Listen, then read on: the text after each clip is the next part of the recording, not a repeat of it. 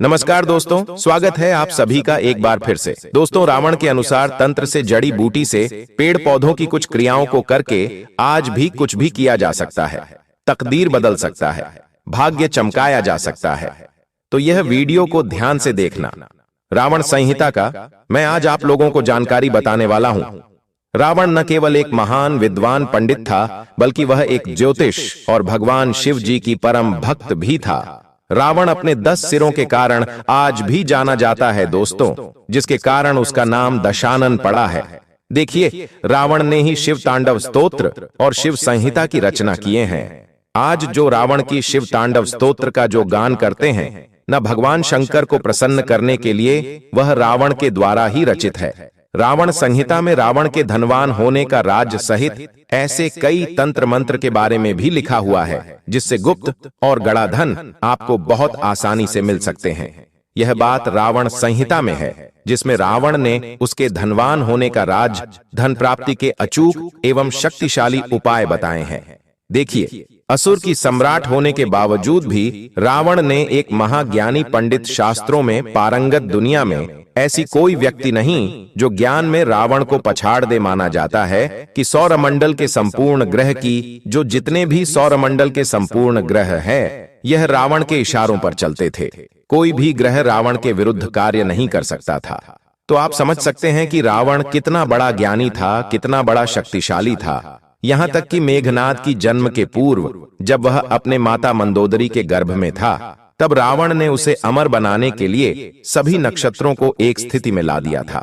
तो इस दौरान सभी ग्रहों ने रावण के निर्देश अनुसार ही कार्य किया, लेकिन केवल शनि ने अपना स्थान परिवर्तन कर दिया, जिसके चलते मेघनाद को अमर बनाने की जो रावण की सपना थी, वह सपना पूर्ण नहीं हो सका। और इसी कारण मेघनाद यशस्वी पराक्रमी योद्धा होने के बावजूद भी अल्पायु का हो गया। भले ही महापंडित रावण को रामायण का नकारात्मक पात्र माना जाता हो, लेकिन माता सीता का हरण रावण ने अपने जिंदगी की सबसे बड़ी भूल करने के कारण की थी। और यह भी जाना जाता है, यह भी कहा जाता है, रावण जानता था कि प्रभु राम श्री रामचंद्र जी हैं, भगवान विष्णु जी का अवतार है। यदि उनके हाथों उनकी मृत्यु हो तो निश्चित रूप से बैकुंठ की प्राप्ति होगी। ऐसे में उसने पूरी परिवार के उद्धार के लिए जानबूझकर श्री राम जी से, प्रभु राम से शत्रुता मोल रखी। तो चलिए इस वीडियो में जानते हैं रावण द्वारा रचित कुछ ऐसी जड़ी बूटी के बारे में, क्योंकि रावण ने रावण संहिता में बहुत सारे ऐसे जड़ी बूटी के बारे में बताए हैं, कुछ तांत्रिक वस्तु के बारे में बताए हैं, जिसे धारण करने के बाद व्यक्ति के आध्यात्मिक उन्नति होते हैं, व्यक्ति धनवान बनते, गुणवान बनते हैं। आप अपने इशारों पर सबको नचा सकते हैं, आप जो भी बोलेंगे वही होगा। अर्थात रावण ने जो रावण संहिता में जो बहुत सारे तांत्रिक वस्तु के बारे में बताए हैं, जिससे व्यक्ति धारण करने के बाद दूसरे के मन मस्तिष्क को कंट्रोल कर सकते हैं।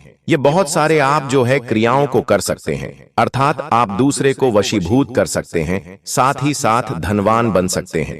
यह माला को, यह जो जड़ है, इसे धारण करने के बाद व्यक्ति के जीवन में ऐसा धन संपद आने लगता है जिसके आप कल्पना भी नहीं कर सकते हैं। सर्वप्रथम तो मैं आप लोगों को इस वीडियो में कुछ साधारण उपाय बताऊंगा, फिर मैं आप लोगों को पहनने जाने वाले जड़ के बारे में बताऊंगा। तो देखिए, अगर आप हर काम में लाभ पाना चाहते हैं, तो रावण संहिता के अनुसार किसी भी काम में सफलता न मिले, तो दुर्वा घास का आप जो है उपाय कर सकते हैं। सफेद दुर्वा आपको लेना है और उसमें कपिला गाय यानी कि सफेद गाय के दूध के साथ उसे पीस लेना है।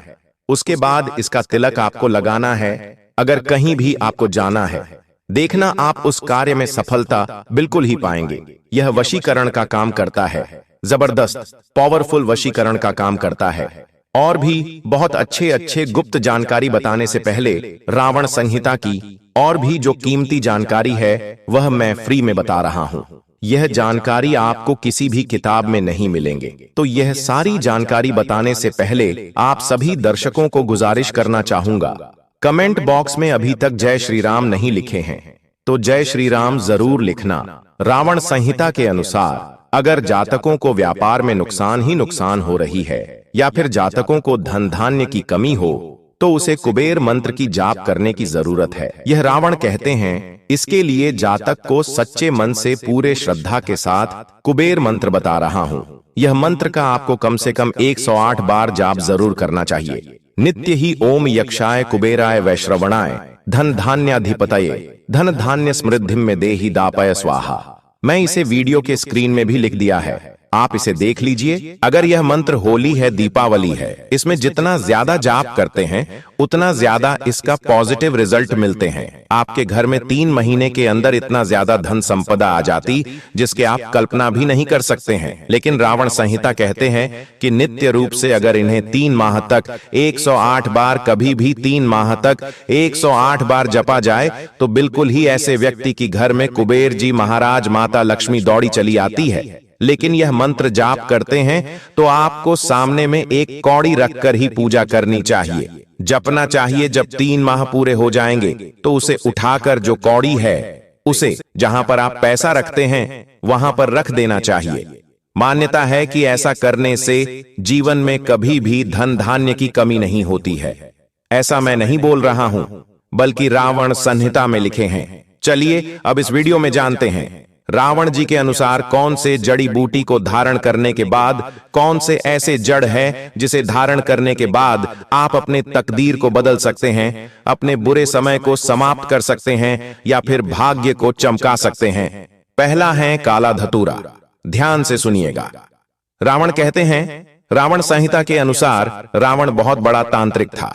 इसीलिए रावण कहते हैं कि जितनी भी समाज में व्यक्ति की अनहोनी होती है, दुर्घटना होती है, मान सम्मान की हानि होती है, जीवन में तरक्की नहीं मिलती, वह व्यक्ति बहुत ही परेशान हो जाता है। ये सब किसके कारण होता है? शनि के कारण तो ऐसा माना जाता है। काला धतूरा है, उसके जड़ में भैरव बाबा का वास होता है, वहां काल का वास माना जाता है और साथ ही साथ भगवान शनि देव का वास माना जाता है। तो ऐसा कहा गया है कि काला धतूरा की जड़, जो व्यक्ति धनवान बनना चाहते हैं, मान सम्मान प्रतिष्ठा प्राप्त करना चाहते हैं या फिर राजनीतिक क्षेत्र से जुड़े हुए हैं और वह चाहते हैं कि सभी लोग उनके बात माने, लोग उनके इशारों पर चले, उनके अनुरूप ही चले, कोई दूसरे कार्य न करे, या व्यक्ति धनवान बनना चाहे, सट्टे में विजयी प्राप्त करना चाहते हैं, शेयर मार्केट से अच्छा खासा मुनाफा पाना चाहते हैं, काले बाजारी से धन प्राप्त करना चाहते हैं, ऐसे व्यक्ति को काला धतूरा की जड़ जरूर धारण करना चाहिए। कैसे धारण करना चाहिए, कब धारण करना चाहिए, कौन से दिन धारण करना चाहिए, यह सारी जानकारी वीडियो के अंत में मिलेंगे। इसके बाद रावण जी कहते हैं कि काला अरंडी के जड़ ध्यान से सुनना। जो काला कलर की अरंडी होती है, सफेद कलर की जो अरंडी है, यह आपको यत्र तत्र, जो लाल कलर की अरंडी है, यह भी यत्र तत्र मिल जाते हैं। लेकिन जो काला कलर की अरंडी है, यह थोड़ा सा ढूंढने पर वैसे तो मिल जाते हैं, कोई कठिन नहीं है, लेकिन थोड़ा सा दुर्लभ है।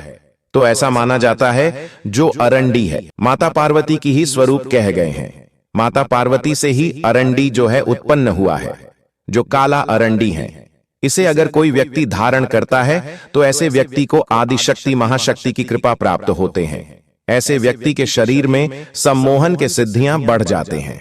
ऐसे व्यक्ति अगर काला अरंडी की जड़ धारण करें, जैसा कि कहा गया है, जो डरपोक व्यक्ति अगर काला अरंडी की जड़ धारण करें तो ऐसे व्यक्ति साहसी बन जाते हैं, ऐसे व्यक्ति से लोग डरने लगते हैं, ऐसे व्यक्ति पर माता लक्ष्मी जो है धन लुटाना शुरू कर देते हैं, क्योंकि इसका स्वाभाविक गुण है, जहां पर शक्ति वहां पर लक्ष्मी स्वतः ही खींचते चले आते हैं। तो जो काला अरंडी है उसे अगर आप धारण करते हैं तो आपको सिद्धियां का भी प्राप्ति होती है।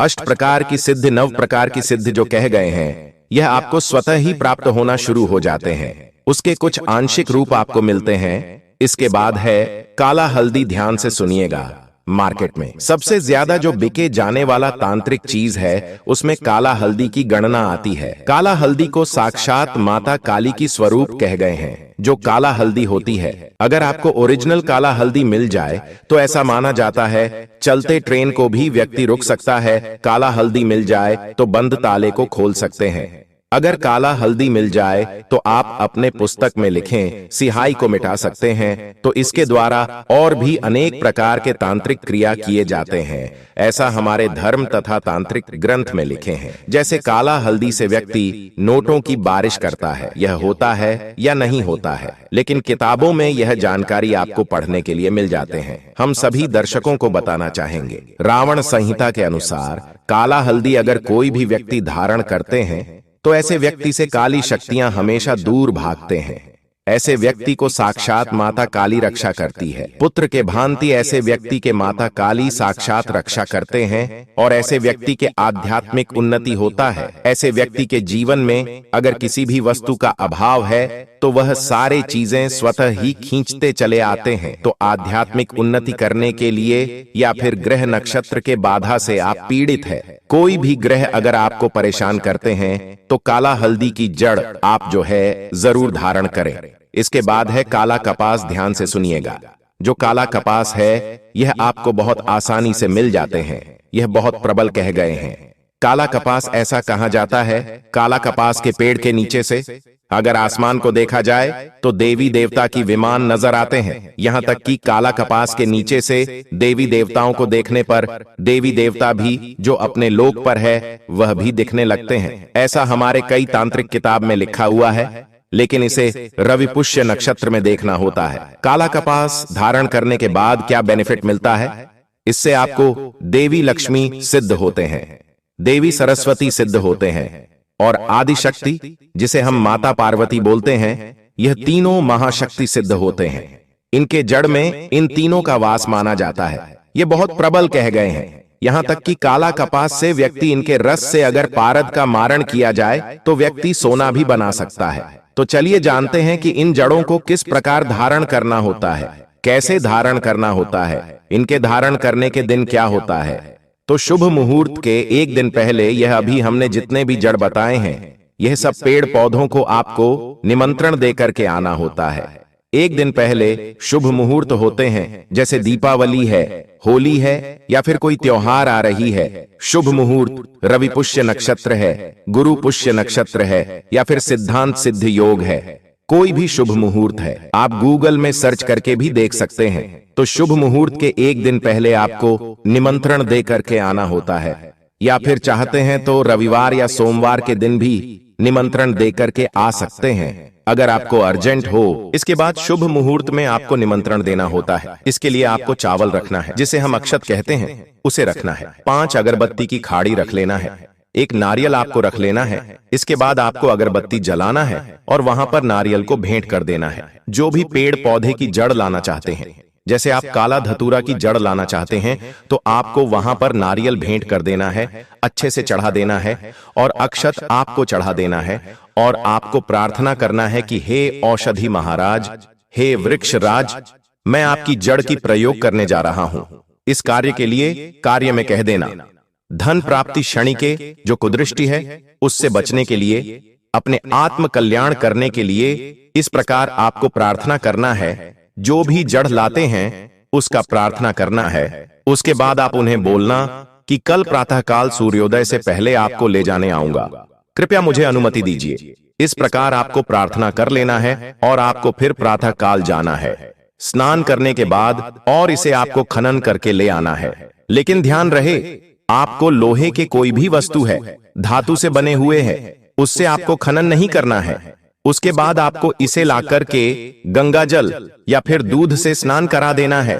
कुमकुम रोली अक्षत जैसे देवी देवता को पूजा करते हैं, ठीक उसी प्रकार उसकी पूजा करने के बाद इसे चांदी की ताबीज में डाल करके पहनना है। मैं चांदी की ताबीज क्यों बोल रहा हूं?